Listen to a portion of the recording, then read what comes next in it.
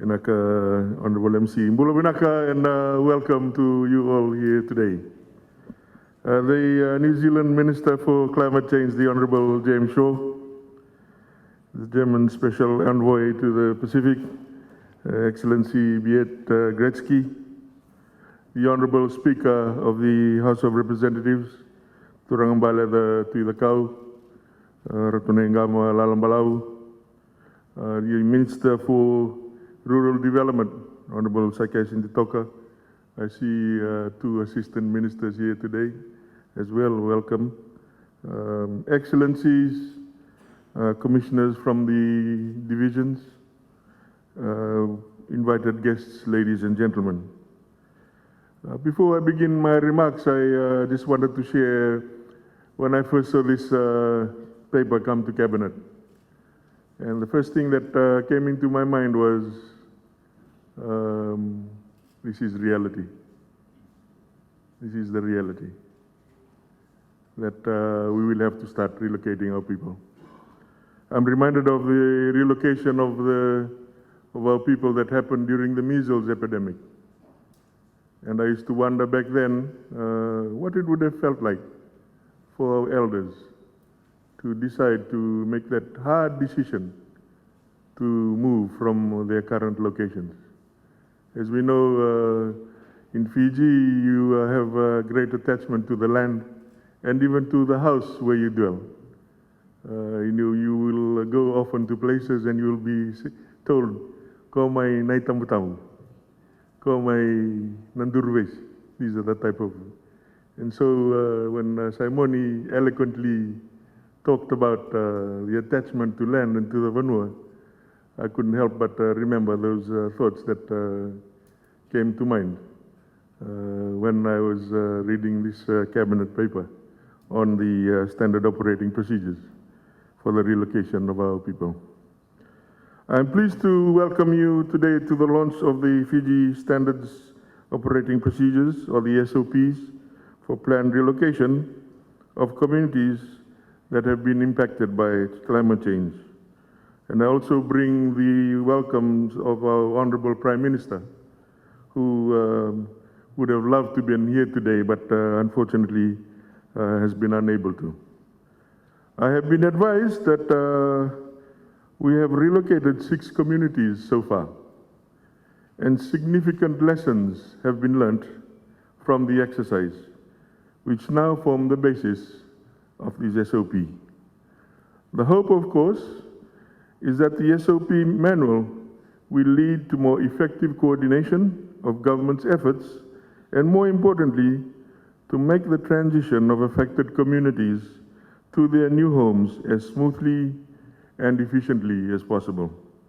We all know that Fiji is a small island developing state, that it is highly vulnerable to the impacts of climate change, rising sea levels, increased frequency and severity of extreme weather events, changes to our natural ecosystems, and changes in weather patterns that threaten our homes, our communities, and our way of life. Ladies and gentlemen, relocation is not something that we want to do. It is the last resort, a response to the most extreme impacts of climate change. Relocation, nevertheless, is something we must plan for, because the reality is that some of our communities will become uninhabitable in the years to come. That is what the science tells us. So to relocate is not a decision that we take lightly, as it involves uprooting entire communities and disrupting their way of life. The People's Coalition Government under the Prime Minister, the Honorable Sitiveni Rabuka, is committed to ensuring that those who are forced to move due to the impacts of climate change are treated with dignity and respect, and that they have access to the support they need to rebuild their lives. The SOP we are launching this evening will be piloted in the relocation of the village of Nambawatu in the province of Maduata due to damage wrought by Tropical Cyclone Yasa in December 2020. The relevant government agencies have been working closely with affected communities to identify suitable relocation sites and to ensure that their cultural, social, and economic values and needs are taken into account. A total of 42 communities have been identified that need relocation, which will be assessed and verified through the tools as part of the SOP. And I would dare to guess that that 42 will continue to rise.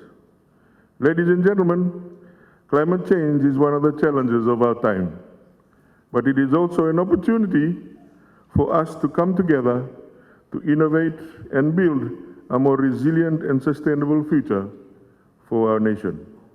Let us embrace this challenge with courage, determination, and hope. And let us never forget that no matter what happens, we will always be one Fiji, one people, united in our commitment to protect our home and our future. We look forward to the continued support of our development matters and stakeholders, and are appreciative to the New Zealand government and the Republic of Germany who have assisted us in undertaking this enormous task of planned relocation. Excellencies and friends, I have now great pleasure to officially launch Fiji's standard operating procedure for planned relocation. God bless Fiji, God bless New Zealand and the Republic of Germany. God bless you all.